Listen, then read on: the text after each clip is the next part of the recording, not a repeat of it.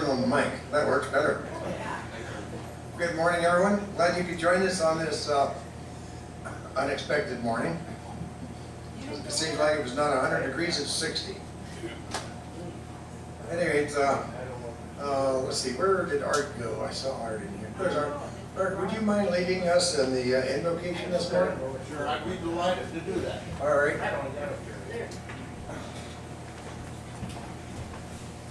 Please stand. Heavenly Father, we thank you. We thank you for the fact that we can call you Father. That's awesome, Lord. Thank you for the gift of life that you bless us with. Thank you for the talents that you bless us with. The individuality.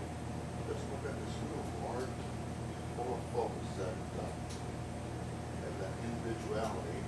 We practice that in this great country that we call America. Thank you for that, Lord. We are grateful to you, Lord, for liberty and freedom that you bless us with. Right now, Lord, we're under some changes here that are not in your ways. We ask that you give us strength and wisdom to cope with these changes and get back to your ways. We thank you, Lord, for the standards that you've given us, 10 commandments that you've given us to live by. And you told us, if you live by these standards, you'll have a good life. We know that, Lord. We thank you for that. We ask that you bless him today, the speaker, that his words come through, give him strength and wisdom. We also ask that you bless McFan, bless all those, Lord, who are standing up for you. We also thank you, Lord, for the many blessings that you do bless us with. We ask that you would use us as instruments of your peace. Be with us, Lord, and use us, Lord. Most of all, Lord, begin with me. In Jesus' name we pray. Amen. Amen. Thank you, Art. You're welcome. All right. I will lead the pledge of allegiance. I pledge allegiance To the flag of the United States of America and to the republic for which it stands, one nation, under God, indivisible, with liberty and justice for all. Thank you. I did not see any elected officials or candidates in the audience today, so we'll skip over that part. New guests, do we have any visitors with us for the first time? Right, or illustrious guest. Okay, then I will skip the introductory part. A couple weeks ago we said, oh, we got a new rules, no videotaping, because of somebody coming in here and taping Jim Renacci and being very obnoxious about. I think I've changed the rule. No opposition research, because if somebody's videotaping, we want to be able to videotape them. Get them on film. Anyway, we've got a precinct work launch that's coming on right after the meeting, and we're not quite sure how the timing of the meeting will go. So rather than go into other announcements at this time, I'd just like to go directly to the primary speaker. Can I just ask one question, Jim? The speakers from last week, speaker from last week, did that get posted on the website? Not Okay, yet. because I've got quite a few people that weren't at the meeting that are interested in seeing it, so I just wanted to know. Okay. Okay, cool. Yeah, I'll try to get caught up on that. Takes quite a while to actually load it to the YouTube. Does it? I have no knowledge of how to do that, so I wouldn't know. Yeah, if I could figure out a way to do it better or quicker, I'd like to know it. Because it actually takes about as much time to load to YouTube as it takes to record in the first place. Oh, wow. Yeah, isn't that amazing? Anyway, with no further ado, we got a little bit of a hint about liquid fluoride thorium reactors a few weeks ago when Ken Kay and John, the mailman, right? Jim's the mailman, John is the Okay. And they came to our meeting with Dave Hall, Yes. talking about fracking, and made us aware of this technology. And I thought, well, that's pretty interesting. It startles me that we practically invented nuclear energy in America, and now we're behind the world. Amazing. So at any rate, we're glad to have Dr. Thesseling come and give us an update on this new technology and show us how it figures in our future. That is a future, of course, without Obama, because President Obama has made it very clear he wants an energy future where wind and solar are our choices. Just about anything else is not in the offing. They've been opposing nuclear energy for Lord knows how long. They're even going after dams, hydroelectric energy nowadays. And that's in addition to the war on coal, the war on drilling, the war on shale. Anyway, with no further ado, alrighty, that sounds good.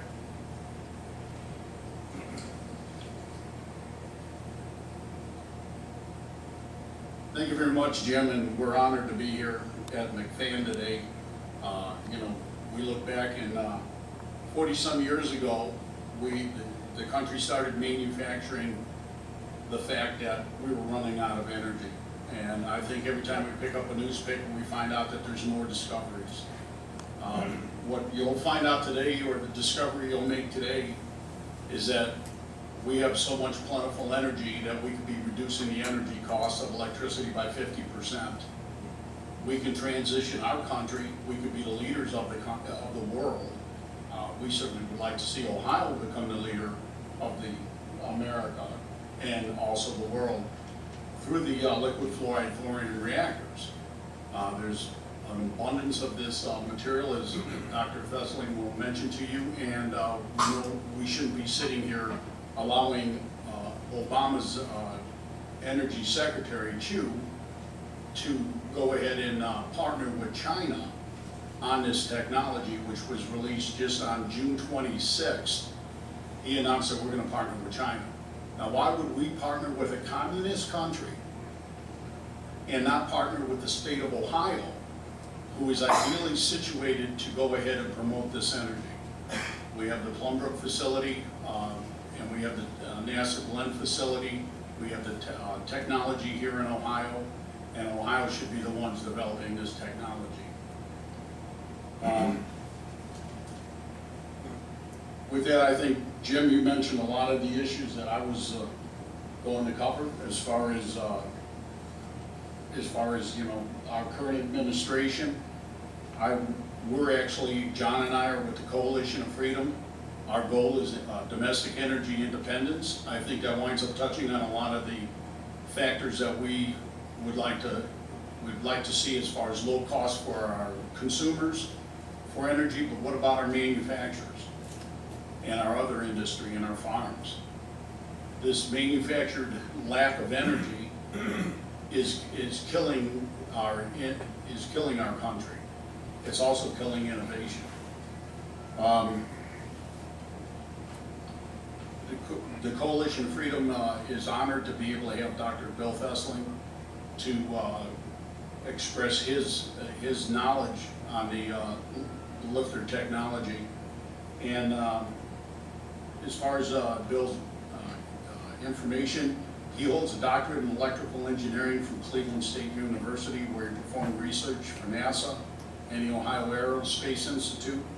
He is an experienced serial entrepreneur. In 1994, he co-founded TS Engineering, a technology company providing controls equipment.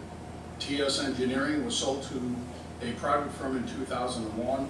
In 1998, he founded and served as Chief Technical Officer of Efficient Channel Coding, a provider of advanced digital communication products. ECC was sold to Viasat, Inc., NASDAQ, in 2005. Dr. Thesseling continues to work for Viasat on advanced development efforts. Additionally, Dr. Thesseling is currently active as a technologist and investor with a particular focus in advanced energy solutions. He currently serves as an investor, consultant, and advocate for Floride Energy, a leading U.S. developer of the liquid fluoride thorium reactors. Dr. Thesseling holds over 20 patents in such fields as telecommunications, industrial controls, and power electronics. He is a member of the Institute of Electrical and Electronics Engineering.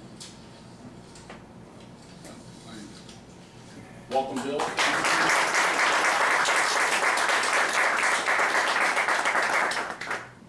Okay, I'm having some technical difficulties. Are we through those yet? I think so.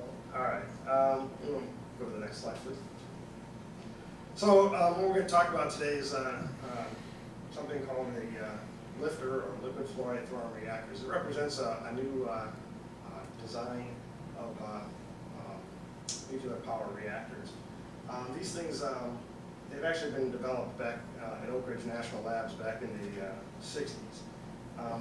They represent a new way to consume nuclear fuel that's much safer than our current design, our current fleet. Not that our current fleet is really unsafe, but that safety comes at a cost. And we believe we can arrive at energy production cheaper than coal or any other form of fossil fuel. With this technology, we can actually enable synthetic fuels, creating using nuclear energy as the source to generate fuels that can power our vehicles, cars. Don't necessarily have to do something like have a battery pack or electric car. So you can just move that into the current infrastructure or something a lot closer to our current infrastructure. We want to see these produced in an assembly line fashion. Currently, our reactors, there's 104 nuclear reactors in the United States. They're all one-off designs. That impacts the cost of the designs and the fabrication of the plant.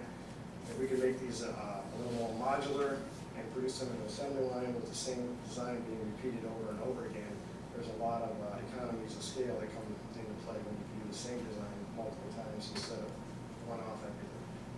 And I'd like to see them in Ohio. We have a lot of manufacturing base here, and there's a lot of some key companies in this technology are headquartered in Ohio. So, give you just sort of a sense of our current energy requirements in the country. In 2010, we consumed about 680 million tons of coal, 680 billion cubic meters, or 24 trillion cubic feet of natural gas, about 7 billion barrels of oil, and then we have some hydropower and some uranium for the consumption for nuclear power plants. And roughly, U.S. total consumption is something we call the 98 quads. A quad is 1 quadrillion BTUs. That's an annual consumption of energy in the United States.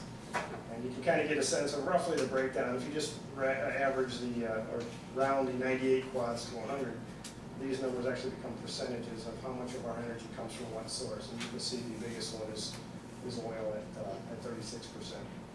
And, okay. So that's fine. So, go back one.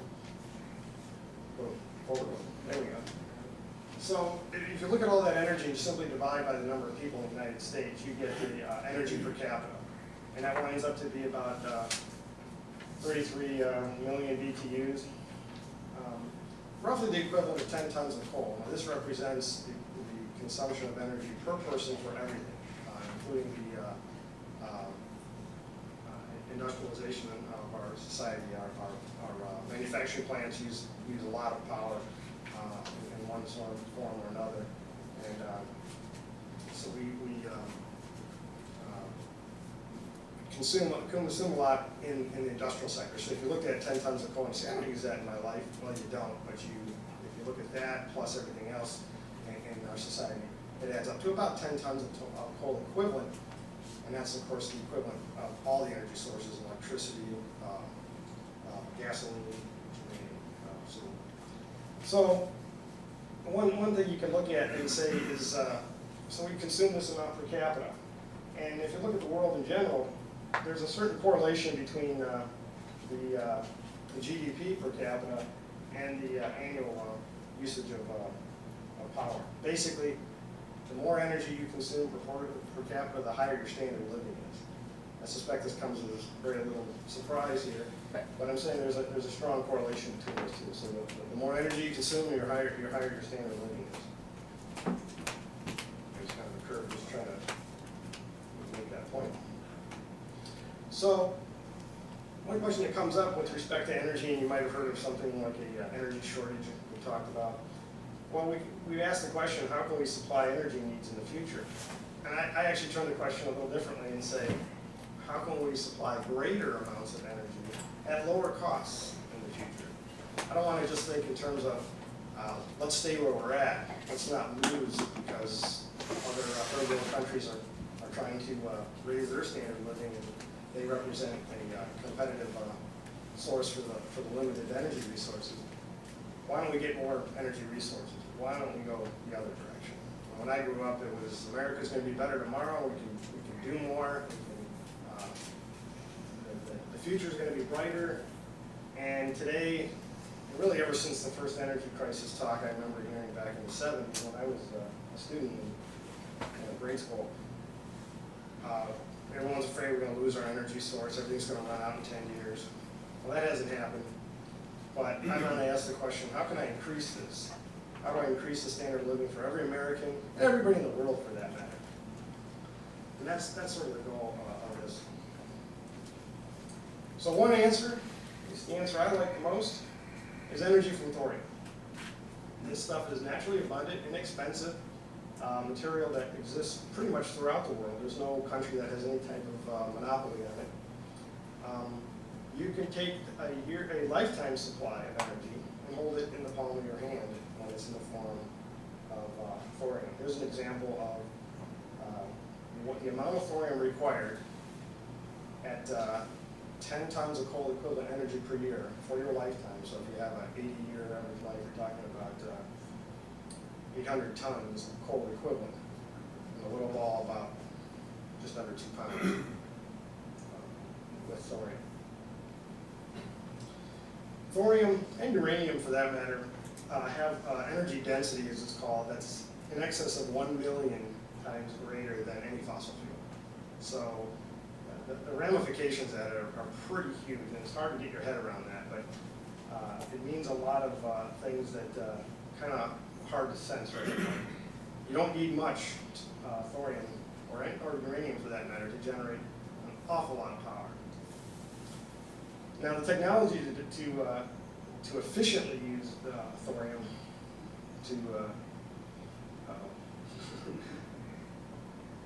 to efficiently use thorium was developed back at Oak Ridge National Labs in the 50s and 60s, and it can be turned into the production of these small, modular, safe reactors. With those reactors, we can do electricity production, which is the primary use of nuclear power today. But we can go beyond that with this technology. We can fabricate synthetic fuels. So it'll still be a chemical fuel, but we actually make that fuel from the heat that comes off of a lifter or a thorium reactor. You can desalinate seawater with these things because the waste heat that's normally used in a regular power reactor is just that, it's waste heat. Because these run at higher temperatures, you can use the waste heat to do things like desalinate seawater.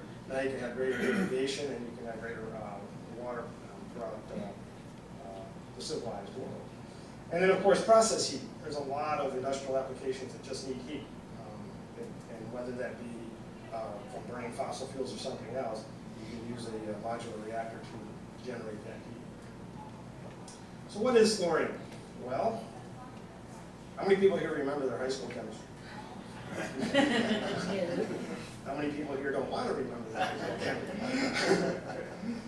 Well, thorium is element number 90 on the periodic table. It is found, just like a lot of materials in mines in the ground, you just dig it out. Thorium's really element 90, 2 away from uranium.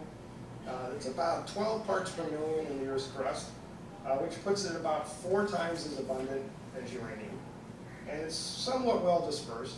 There are a number of mines that are rich in thorium, but there's enough of it even in just the dirt outside, for example, that there's at 12 parts per million, which is sort of the average in the Earth's crust. There's a lot of thorium out there. Go to the next slide, please. So here's for the technical people in the room, here's how this works.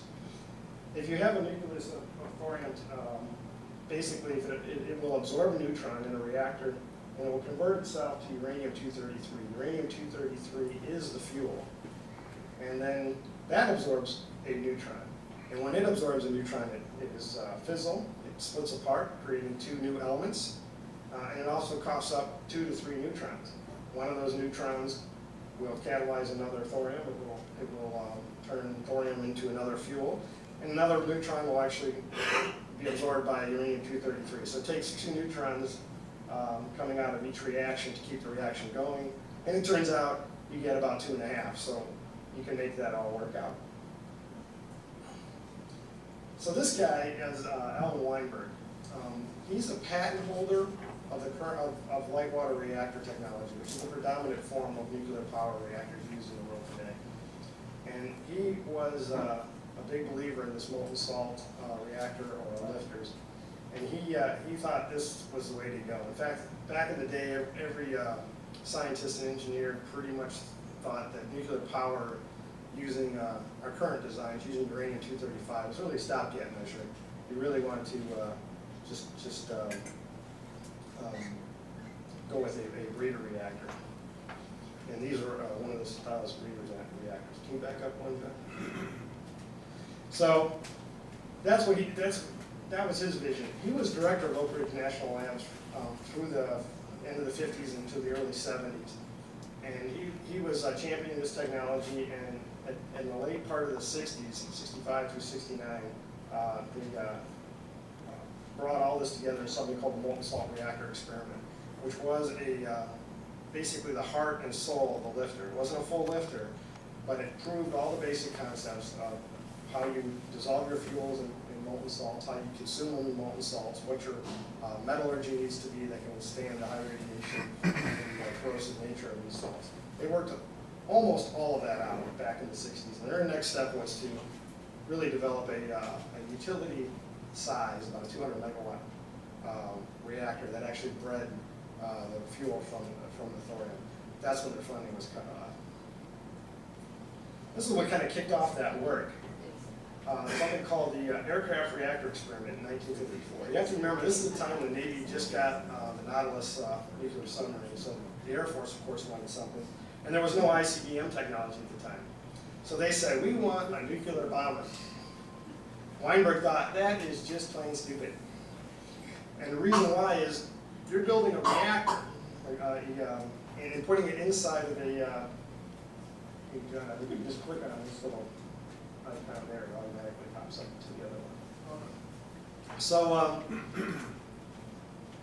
he thought this was kind of crazy because you can't use a big, heavy reactor in an aircraft. This has to be really slick and simple, clean design if you're going to have nuclear power on an aircraft. It's actually going to fly. Even though he thought this idea was kind of out there nuts, he's like, well, we'll work on it because this thing could be useful for lots of other stuff, even if we never make it fly in an aircraft. So that's what kicked it off. And the reason why this is important is because the nature of the design constraints were just so out there that it forced them to think in a totally different way. I mean, they really had to scrap what they thought of as nuclear power at the time and start with a fresh, clean sheet of paper if they're going to do anything that has a remote chance of ever flying. So the heart of that design was, that was called the Fireball, and they used a molten salt. And here's a look at the lithium fluoride, beryllium fluoride salt. And as a liquid at about 300-400 degrees centigrade, it turns from a solid to a liquid, which is actually ideal for heat generation and power generation. So the idea in this design is a fluoride fuel resided as a molten salt in the reactor. This is a simple sort of schematic of what a liquid fluoride thorium reactor or lifter would look like. You have a core. And the core would be consuming your fuel, burning uranium-233, and kicking off heat and neutrons.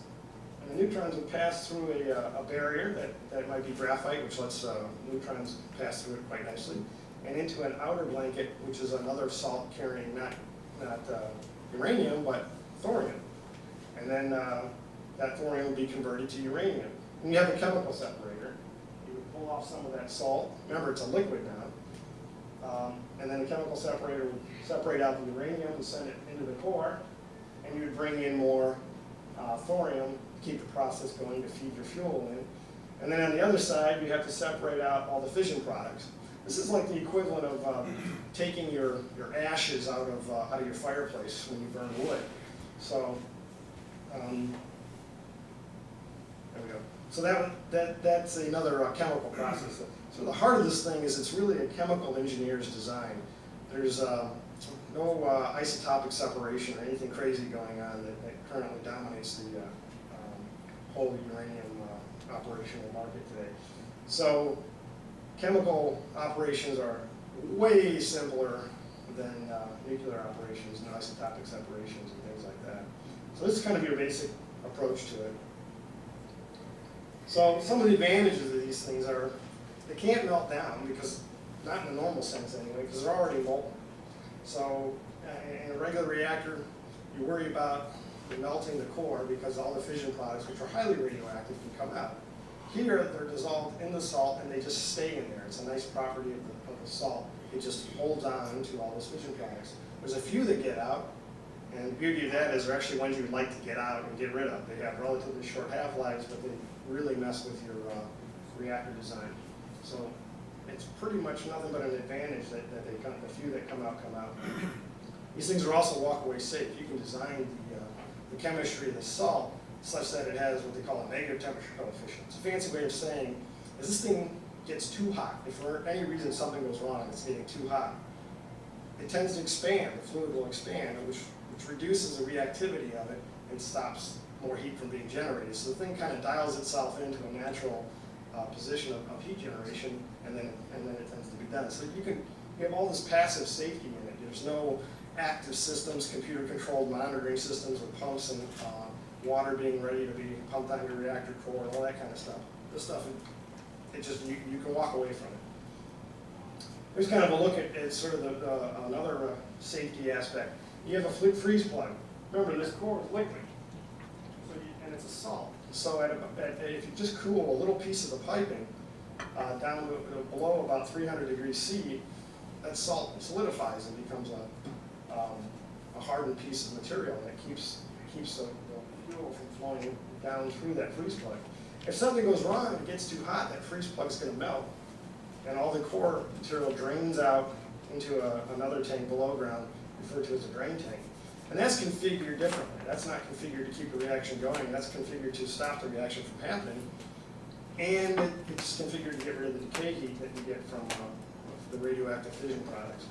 So rather than having all these systems sitting on standby to try to get water to a core, for example, in a current reactor, you remove the core from the reactor and put it in a safe configuration. You can only do this because it's a liquid core. You cannot do this in our current world of solid fuel reactors. Another advantage of these things are there's really no long-lived waste. Our current waste stream comes from the fact that we have a lot of uranium-238 in the core, and that gets turned into higher elements on the periodic table. It absorbs a neutron, eventually becomes plutonium and other higher actinides on the periodic table. We keep the fuel in this thing until it's all consumed. So there's very little waste. The higher actinides are produced, almost none. And what little is produced, there's some of it is plutonium-238, which NASA is desperate for, because that is not plutonium-239. It's got other advantages like running those nuclear batteries that run the space probes that go out to Jupiter and Saturn, Uranus, and Neptune. And we've been pretty much depleting all of our sources of that stuff. So you can make more of that through this. Because you burn your fuel up, all you're really left with are the fission products. And they are highly radioactive, but they decay very rapidly. So most of them decay in a matter of hours or days. But if you really want to be safe with it, you probably got to store it all for about 300 years. Storing your waste for 300 years from an engineering perspective is a far less daunting task than storing it for 300,000 years, which is our current problem, where you need to yucca mountain and geologically stable sites and things like that. And the amount of waste we produce is a fraction of a current nuclear power plant. we produce about, at the end of the day, about 1% of the waste of a current plant.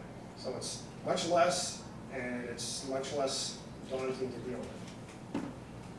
Here's a quick graph of some of the